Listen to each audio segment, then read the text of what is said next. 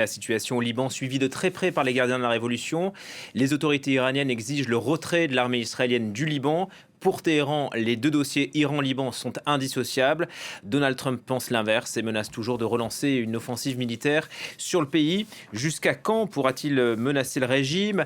Les élus américains peuvent-ils retenir encore Donald Trump? Il semble lui avoir donné un avertissement. Bonjour Mathieu Mabin, on vous retrouve en direct de Washington. Le Congrès a approuvé un texte qui ordonne la fin de la guerre contre l'Iran. Est-ce un revers politique pour Donald Trump? Oui, sur le plan politique, c'est assez incontestable. C'est sans doute le premier véritable revers du président depuis le début du conflit, d'ailleurs. Mais même si les interrogations de la classe politique n'ont pas cessé depuis le 28 février, et en réalité même avant, sans archéologie diplomatique, l'Iran est un bâton poisseux pour la diplomatie américaine depuis 1979, quand même. Mais là, c'est vrai qu'avec une majorité à la Chambre des représentants, Donald Trump peut raisonnablement considérer qu'il a été désavoué par sa propre majorité. Pour la première fois, la Chambre des représentants a adopté une résolution visant effectivement à limiter les pouvoirs militaires du président dans le dossier iranien. Ce n'était pas la première tentative, mais cette fois, c'est passé à 215 voix contre 208 grâce au ralliement donc de 4 élus républicains aux démocrates. C'est d'ailleurs principalement ça qui pose problème à Donald Trump. Alors attention, Donald Trump garde la main sur le plan opérationnel et donc concrètement cela ne change pas grand-chose sur le terrain. J'ai envie de dire, cela ne change rien. Il sait simplement qu'il agit désormais sans le soutien de la représentation nationale. Ce qui, aux États-Unis, est de nature non seulement à crisper l'appareil législatif, mais également, et j'ai envie de dire surtout, l'opinion publique, et donc les électeurs, vous l'aurez compris.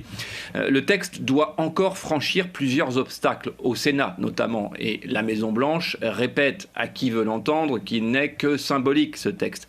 Mais le symbole, c'est précisément ce qui est important ici.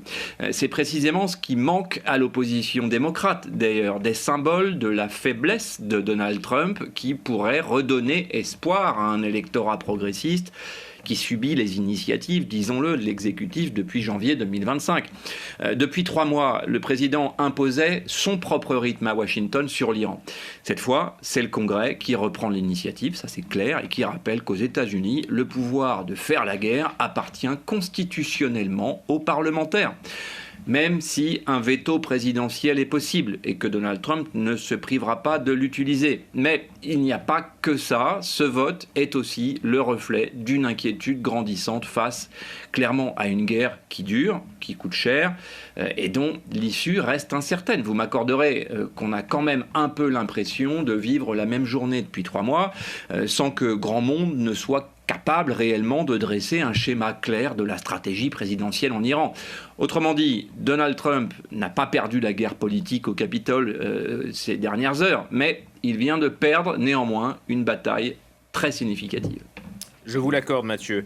Les démocrates, en tout cas, lors de ce vote, ont fait le plein hier. Ça, c'est pas une surprise. Mais ils ont été rejoints par que quelques républicains. Est-ce qu'on assiste là à l'émergence d'une fracture au sein du parti républicain sur les interventions militaires à l'étranger ?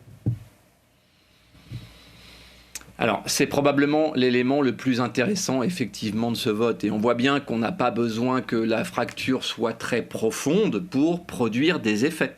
Alors, bien sûr, l'histoire nous enseigne que l'avenir politique des 4 parlementaires que vous venez d'évoquer, qui ont trahi leur camp, selon Donald Trump, leur avenir est largement compromis. Depuis des années, 2 courants cohabitent néanmoins au sein du Parti républicain. Il n'y a rien de nouveau dans tout ça. D'un côté, les interventionnistes traditionnels, héritiers de l'ère Bush, et qui a survécu dans le discours de John McCain, par exemple, des interventionnistes favorables à une présence américaine forte dans le monde, une présence militaire, et de l'autre, les élus proches du mouvement America First, dont vous entendez de plus en plus parler quand même, qui considèrent que les États-Unis ont trop dépensé d'argent, d'énergie et de vie humaine, accessoirement, dans les guerres au Moyen-Orient.